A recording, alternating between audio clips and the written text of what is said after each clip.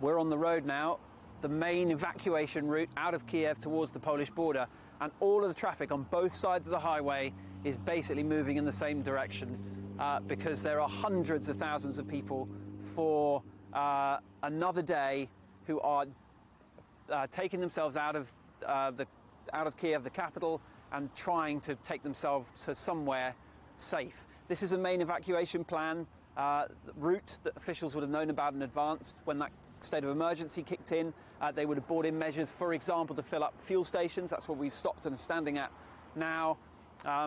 People are making their way away from fighting that we had witnessed ourselves. We'd heard a couple of rounds of gunfire earlier in the morning. A couple of kilometres north of us, Russian troops had started to breach Kyiv.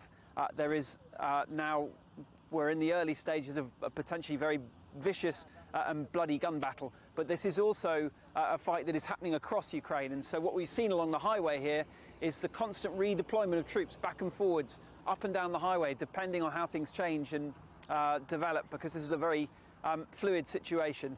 But in terms of civilians, as you'll see, most of them streaming in this direction. We filed a report on some of them as they tried to get out. As the skies were lit up by explosions around Kyiv for a second night, those who'd stayed ran again for the cover of the capital's bomb shelters. Hundreds of thousands had already fled after the first night of bombardment, or at least they'd tried, queuing for supplies before they left.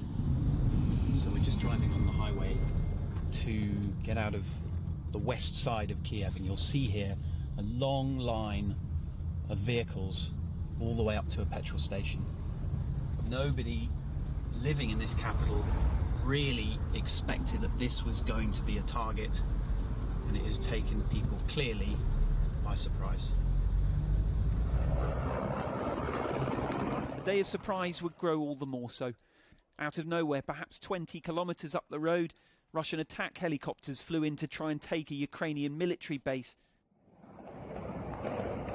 The streams of civilian vehicles were blocked as Ukrainian tanks were redeployed to repel them. Well, we're on the outskirts of Kyiv now, a place that hardly anybody in...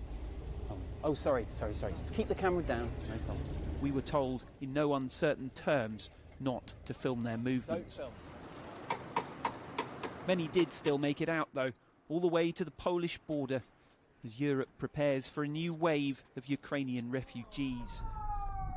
Amid signs this half-deserted city may soon be encircled, Ukraine's president, his exact whereabouts unknown, said he feared he'd be assassinated and issued another plea for help.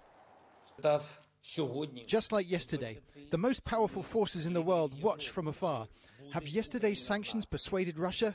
We see in our skies and feel on the ground that they are not enough.